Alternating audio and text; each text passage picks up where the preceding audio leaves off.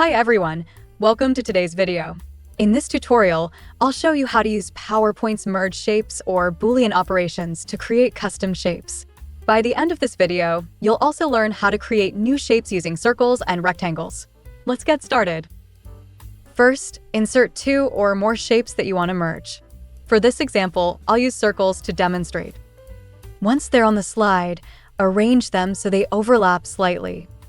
Select the shapes and set the transparency to 25% to see how they overlap, then make a copy by pressing Ctrl key while dragging the shapes to the side.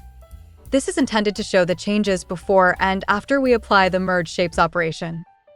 To access the Merge Shapes options, select the shapes by holding down the Shift key and clicking on each shape, or you can select by dragging a rectangle around the objects. Now go to the Shape Format tab at the top and click on Merge Shapes in the toolbar. This opens a drop-down menu with 5 Boolean operations. The Union option combines the selected shapes into one unified shape. I'll select Union to demonstrate.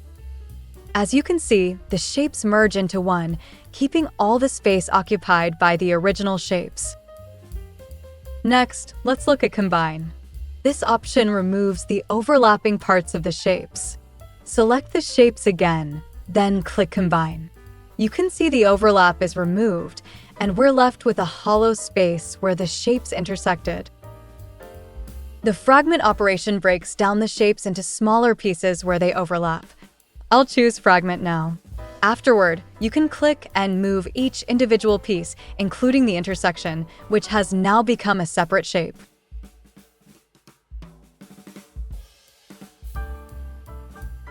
With the Intersect option, you'll keep only the area where the shapes overlap.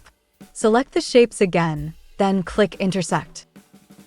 As you can see, only the part where the rectangle and circle overlap remains, and the rest is removed.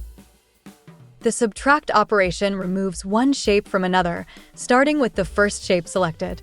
I'll select the rectangle first, then the circle, and click Subtract. The circle is cut out from the rectangle, leaving a precise shape. Next, let's select the circle first, followed by the rectangle, and click Subtract. Notice the differences. Now that we've covered all the merge shape options, it is your turn to create other shapes based on your imagination. And here are some ideas to inspire you.